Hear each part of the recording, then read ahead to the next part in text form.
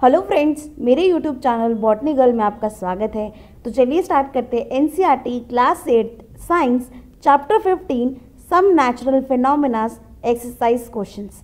तो video start करने से पहले अगर आपको मेरी वीडियो अच्छी लगे तो प्लीज़ मेरी वीडियो को लाइक करें, कमेंट करें और मेरे चैनल को सब्सक्राइब करना बिल्कुल ना भूलें and press the bell icon ताकि आपको मेरी सारी न्यू वीडियोज़ की नोटिफिकेशन तुरंत मिलती रहे। तो चलिए स्टार्ट करते हैं। Question number 1 is select the correct options in question number 1 and 2। Question number 1 और 2 में जो करेक्ट ऑप्शंस है वो आपको सिलेक्ट करने हैं, यानी कि एमसीक्यू क्वेश्चंस है।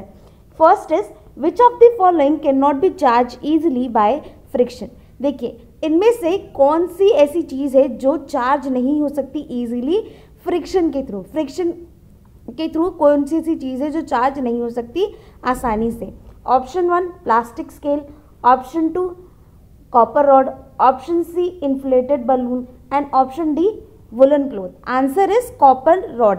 कॉपर रॉड जो है वो इजीली चार्ज नहीं हो सकती फ्रिक्शन से। क्यों? क्योंकि कॉपर रॉड जो है वो हाईली कंडक्टिंग मटेरियल है और बाकी जितने भी अदर ऑब्जेक्ट्स जैसे कि plastic scale, inflated balloon, woollen cloth, ये क्या है? ये नॉन कंडक्टिंग सब्सटेंस है और इनको चार्ज करना ईजिली होता है। इनको चार्ज करना ईजी होता है फ्रिक्शन के थ्रू एज कंपेयर टू जो कंडक्टिंग सब्सटेंस होते हैं उनसे। Question number 2, when a glass rod is rubbed with a piece of silk cloth the rod.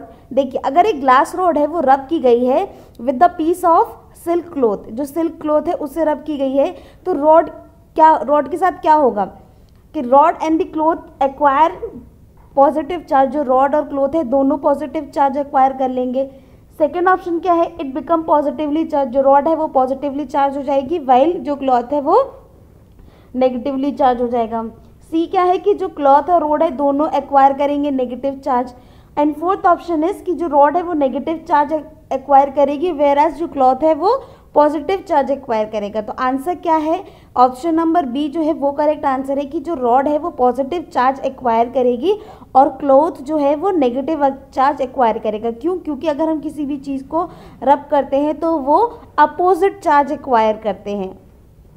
Question number 3, write T against true and false against false in following statements. देखिए, question number 3 में अगर ये statement true है तो आपको T लिखना है और अगर ये स्टेटमेंट फॉल्स है तो आपको एफ लिखना है। First is like charges attract each other. देखिए, जो लाइक चार्जेस होते हैं, यानी कि सपोज कीजिए positive charge and positive charge, negative and negative charge, ये क्या होते हैं? लाइक चार्जेस होते हैं। तो लाइक चार्जेस जो होते हैं वो क्या अट्रैक्ट होते हैं एक दूसरे से? ये स्टेटमेंट फॉल्स है। जो लाइक चार्जेस होते हैं वो रिपेल करते हैं और अनलाइक चार्जेस जो होते हैं वो अट्रैक्ट करते हैं। ये स्टेटमेंट फॉल्स है। Second is a charged glass rod attract a charged plastic straw. देखिए, अगर एक चार्ज ग्लास रॉड है वो अट्रैक्ट करेगी किसको? एक चार्ज्ड प्लास्टिक स्ट्रॉ को। ये स्टेटमेंट बिल्कुल ट्रू है। C is lightning conductor can not protect the building from the lightning. देखिए, जो लाइटनिंग कंडक्टर है वो प्रोटेक्ट नहीं कर सकता बिल्डिंग को लाइटनिंग से, तो ये स्टेटमेंट फॉल्स है। लाइटनिंग कंडक्टर का यूज ही इसलिए किया जाता है कि वो बिल्डिंग्स को प्रोटेक्ट करके रखे फ्रॉम द लाइटनिंग, यानी कि जो बिजली कड़कती है उससे उसको बचा के रखे बिल्डिंग्स को। तो ये स्टेटमेंट फॉल्स है। D is earthquake can be predicted in advance. देखिए, डी में आपको ये बोल रहा है कि अर्थक्वेक को क्या आप पहले से पता लगा सकते हो कि अर्थक्वेक आने वाला है? तो ये स्टेटमेंट फॉल्स है। जो अर्थक्वेक है उसको हम प्रिडिक्ट नहीं कर सकते एडवांस में।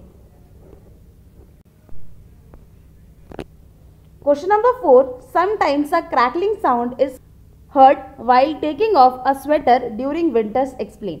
देखिए, क्वेश्चन नंबर 4 में ये बोल रहे हैं कि कभी कभार एक क्रैकलिंग साउंड जो है वो सुनाई देती है जब आप अपना स्वेटर उतार रहे होते हो विंटर के टाइम पे, यानी कि ठंडियों के टाइम पे। तो इसका आंसर क्या है कि the electric discharge take place between the body and the sweater due to friction. देखिए, फ्रिक्शन की वजह से जो इलेक्ट्रिक डिस्चार्ज है वो टेक प्लेस करता है आपकी बॉडी और स्वेटर के बीच में फ्रिक्शन की वजह से। At the time of electric discharge some energy is release. जैसे ही जब इलेक्ट्रिक डिस्चार्ज हो रहा होता है जब फ्रिक्शन की वजह से, तो क्या होता है कि एनर्जी जो होती है कुछ एनर्जी भी रिलीज होती है। अब ये जो एनर्जी है वो किस फॉर्म में रिलीज होती है?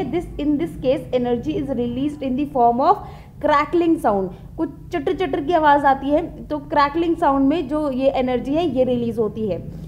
Question number 5, explain why charge body loses its charge if we touch with our hand. Question number 5 में ये बोल रहा है कि क्यों चार्ज बॉडी जो है वो अपनी जो चार्ज है उसको लूज कर देती है अगर हम उसे टच करते हैं। तो answer is the charge get conducted to earth through our body when we touch it and conductor loses its charge. देखिए, अगर हम किसी भी चार्ज बॉडी को अगर हम टच करते हैं तो क्या होता है कि जो चार्जेस है उसमें वो कंडक्ट हो जाते हैं अर्थ में हमारे थ्रू जो चार्जेस है चार्ज बॉडी में वो हमारे थ्रू अर्थ में चले जाते हैं, जिसकी वजह से जो चार्ज बॉडी है वो अपना चार्ज खत्म कर देती है, लूज कर देती है, क्योंकि सारे चार्जेस तो हमारे थ्रू अर्थ में चलेंगे ना।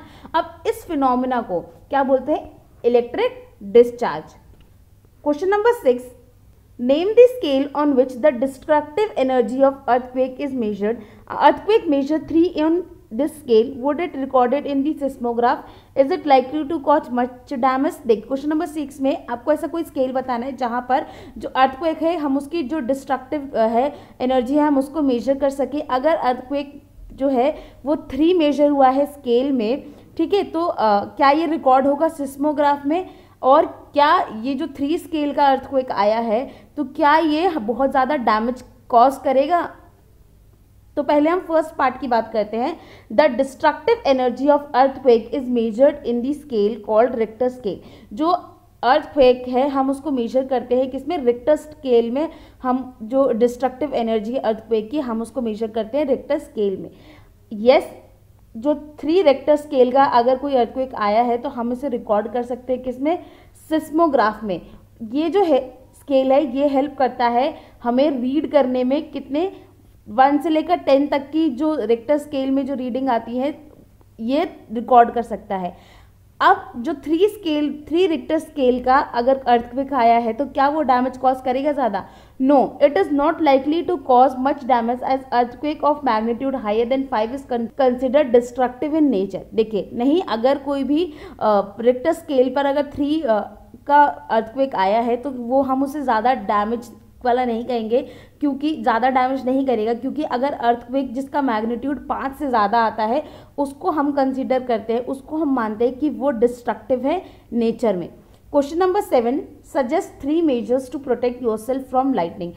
देखिए, क्वेश्चन नंबर 7 में आपको कोई भी 3 ऐसे मेजर्स बताने हैं जिसके थ्रू आप अपने आप को बचा सकते हैं लाइटनिंग से। तो first is do not use TV और केबल फोन ड्यूरिंग लाइटनिंग। देखिए, आप कोई भी टीवी मत यूज़ करिए और कोई केबल फोन्स को मत यूज़ करिए जब बिजली कड़क रही हो। Second is stay indoor and under covered area. आप घर में रहें और एक कवर एरिया में या फिर घर में रहे या फिर कोई ऐसी जगह पे रहे जो कवर्ड हो। Third is do not take bath during lightning. जब भी बिजली कड़क रही हो तो उस टाइम पर आप बाथ ना लें। Question number 8, explain why a charged balloon is repelled by another charged balloon whereas the uncharged balloon is attracted by another charged balloon। देखिए, क्वेश्चन नंबर 8 में आपको ये बताना है कि क्यों जो चार्ज बलून है वो दूसरे चार्ज बलून से दूर भागता है और वहीं पर अगर एक अनचार्ज बलून है तो वो क्यों अट्रैक्ट होता है एक चार्ज बलून पे। ठीक है, तो देखिए answer is a charge balloon is repelled by another charge balloon because both carry some type of charges. देखिए, अगर सपोज कीजिए ये एक बलून है, इसमें सपोज करो पॉजिटिव चार्ज है, ठीक है, इसमें पॉजिटिव चार्ज है, और एक दूसरा बलून है ये भी चार्ज है, मान लो सपोज करो पॉजिटिवली चार्ज है, तो ये एक दूसरे से दूर भागेंगे क्योंकि इनमें कुछ ना कुछ चार्ज तो है।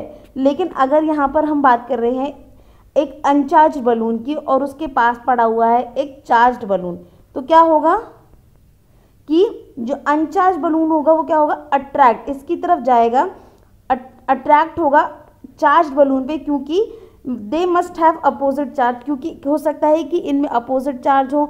और जैसे कि आपको पता है कि जो सेम चार्जेस होते हैं वो रिपेल करते हैं और अपोजिट चार्जेस जो होते हैं वो क्या करते हैं, अट्रैक्ट होते हैं एक दूसरे की तरफ। Question number 9, describe with the help of a diagram an instrument which can be use to detect a charge body. Question number 9 में आपको डिस्क्राइब करना है एक इंस्ट्रूमेंट जो आप यूज़ कर सकते हैं डिटेक्ट करने के लिए किसी भी चार्ज बॉडी को, और आपको उसको डायग्राम, उस इंस्ट्रूमेंट को डायग्राम के थ्रू समझाना है। तो वो जो इंस्ट्रूमेंट है उसको क्या हम कहते हैं, electroscope. Electroscope is a device which is use to detect the charge on the body. Electroscope क्या है, एक ऐसा डिवाइस है जो यूज़ करते हैं हम डिटेक्ट करने के लिए चार्ज किसी भी बॉडी में, किसी भी बॉडी में पॉजिटिव चार्ज है, नेगेटिव चार्ज है, वो हमें पता करने के लिए हम किसका यूज़ करते हैं, इलेक्ट्रोस्कोप का। It works on the principal that like charges repel and unlike charges attract each other.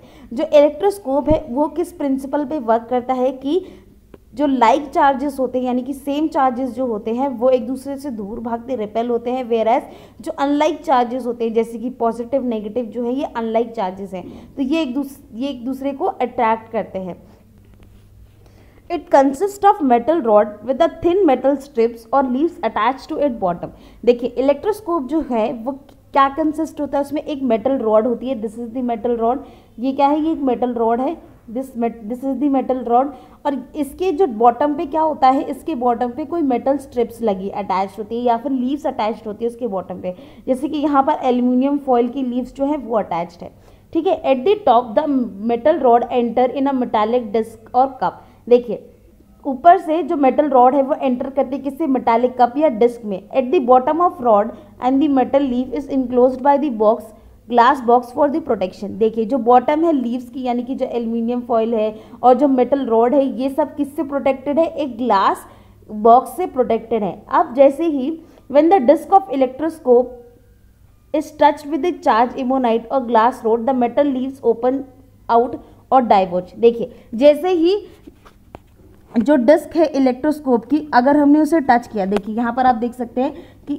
यहाँ पर हमने एक ग्लास रॉड लाया जो पॉजिटिवली चार्ज है, जैसे हम उसको लाए तो जो मेटल लीव्स है वो डाइवर्ज हो गई, ठीक है। अब डाइवर्ज जैसे हुई तो इसका मतलब क्या पता चला कि जो ये लीव्स हैं, जो ये ग्लास रॉड आया ये कैसा है, पॉजिटिवली चार्ज है, कैसा है, पॉजिटिवली चार्ज है, तभी जो एल्यूमिनियम फॉइल है वो डाइवर्ज हो गया है, ठीक है। अब the extension of diversion depends upon the amount of charge on the electroscope. जितना ज़्यादा डिवाइड होगा, जितना ज़्यादा जो डाइवर्जन होगा उससे ये पता चलेगा कि कितना अमाउंट ऑफ चार्ज है इलेक्ट्रोस्कोप में। When the metal strip repel each other proves that the body is charged because repulsion is a sure test to detect the body is charged or not through the electroscope। देखिए जैसे ही जो metal strips है वो एक दूसरे से repel करेगी तो ये बताएगी कि जो बॉडी है, ये जो ग्लास रॉड आया ये क्या है, चार्ज है, ये पॉजिटिव चार्ज भी हो सकता है, नेगेटिव चार्ज भी हो सकता है। अब जो ये रिपल्शन है ये करेक्टली शो करता है कि जो बॉडी है वो चार्ज है। तो आज के लिए इतना ही। अगर आपको मेरी वीडियो अच्छी लगे तो प्लीज़ मेरी वीडियो को लाइक करें, कमेंट करें और मेरे चैनल को सब्सक्राइब करना बिल्कुल ना भूलें and press the bell icon ताकि आपको मेरी सारी न्यू वीडियोस की नोटिफिकेशन तुरंत मिलती रहे। Thank you so much.